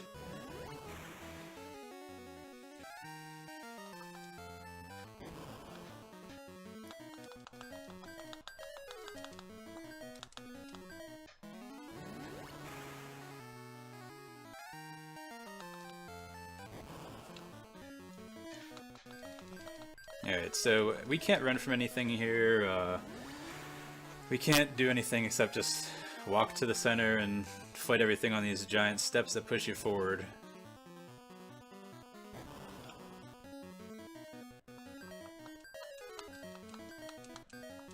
Alright, one flare left.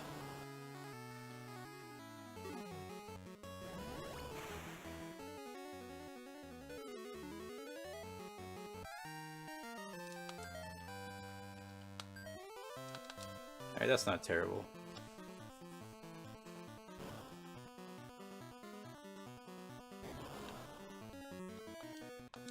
Alright, just making our way down. On our way down this giant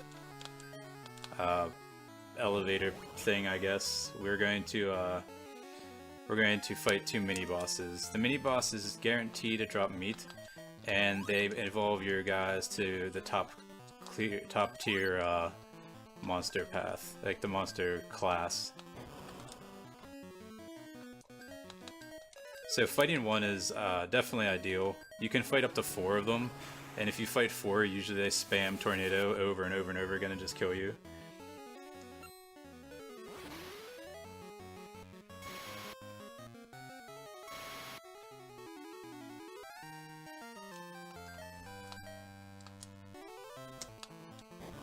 Alright, so we got Madame Butterfly. She's kind of almost the needed character in this this run.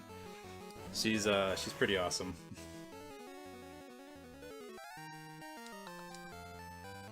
She has Absorb, which when she uses it on an enemy, she gains life back if she hasn't have enough life. Like, she gains back the life that she's lost. So it's really good for the last battle. So now Dad's son, if the dragon was a son, became a crab, and then an eyeball, and then a butterfly. What am I doing? I need to heal.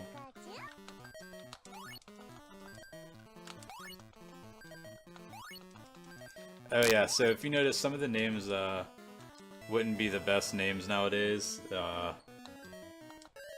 they name the terrorist guys an SS, which is, you know, probably not, that probably wouldn't happen nowadays.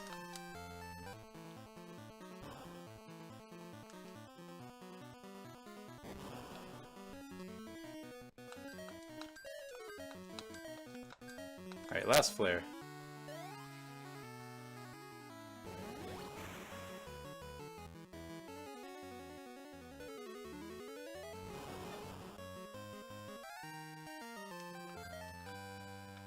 We'll give it to the eye.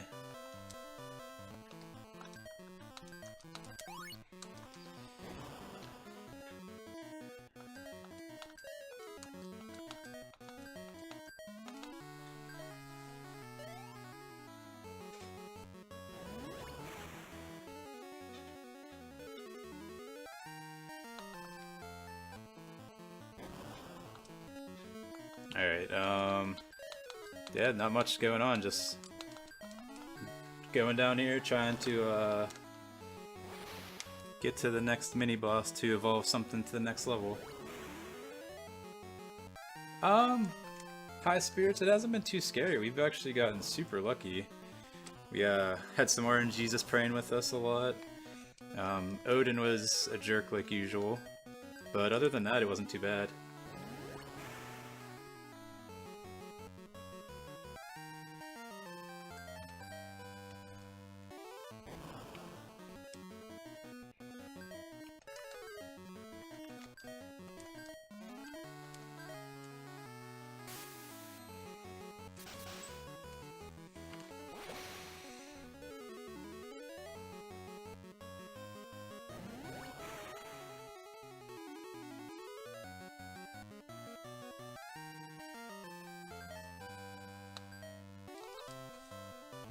Oh man. Alright, last flare. I need to use a tent.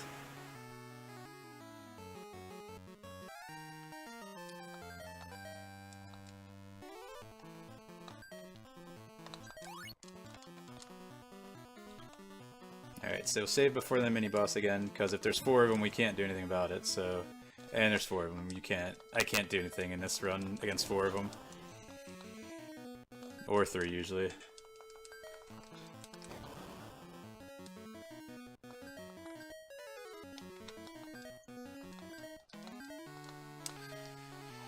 Alright, so one of them, perfect. We'll evolve one of our monsters to the top tier class.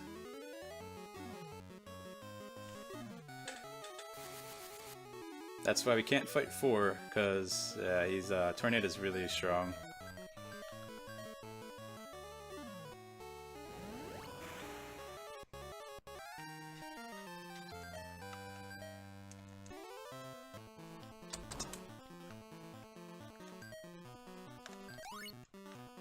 Alright, so the Mason guy he's pretty strong for the last fight, so those are the 2 main guys I'm going to use for the last fight.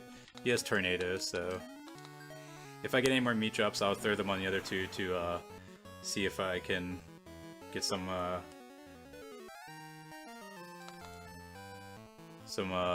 cooler monsters that I have.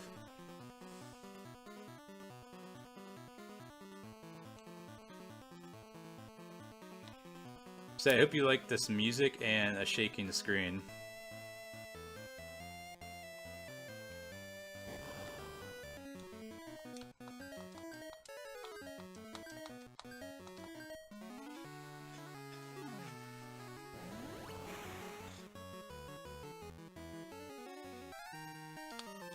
So those 2 guys can usually just drop equipment, no meat, so...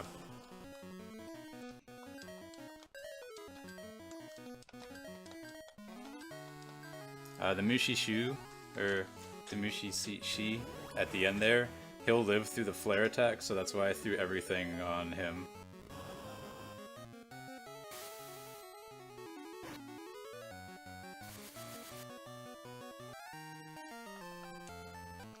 Does it have whirl? It does have whirl. Alright, I'm using this party, I guess.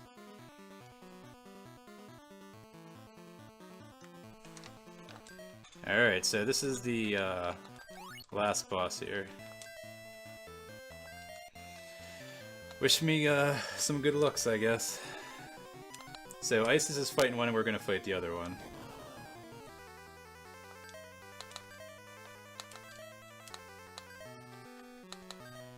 So it has 3 phases. The first phase, it uses the cannons, and each 1,000 damage you do, it takes a cannon off.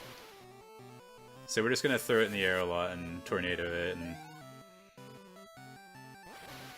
alright, so 2 cannons down, round 1's good.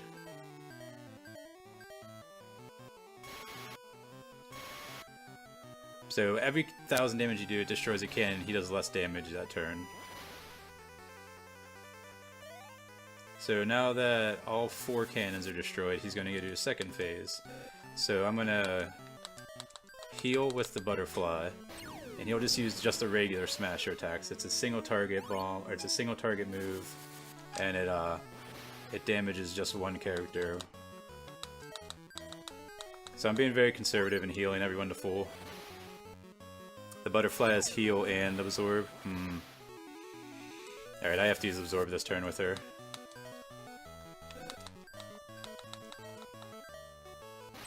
Okay. So next turn he's gonna use the big smasher. This is the final boss. Time's gonna end when when the last hit.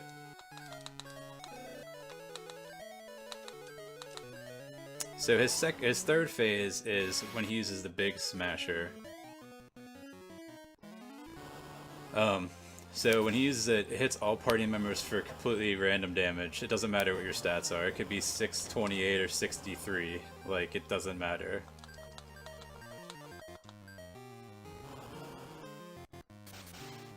That's not good.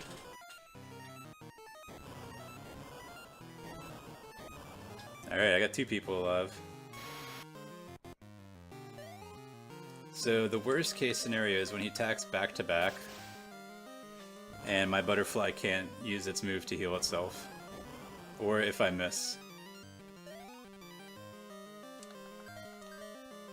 Alright, butterfly's got full life though.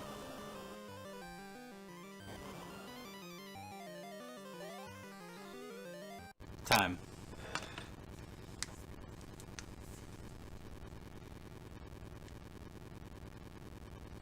That was a really, really good Arsenal fight.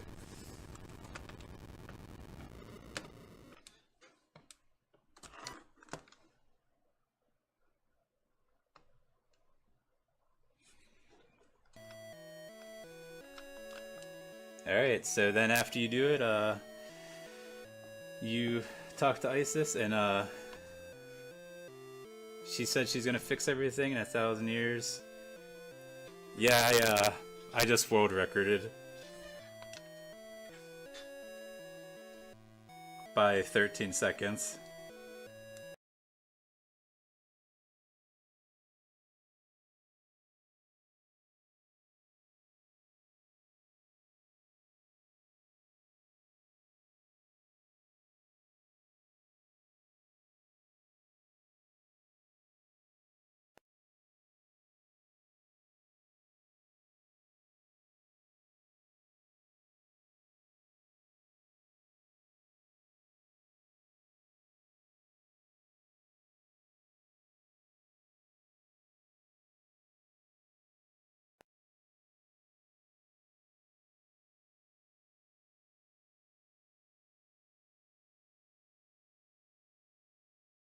I do believe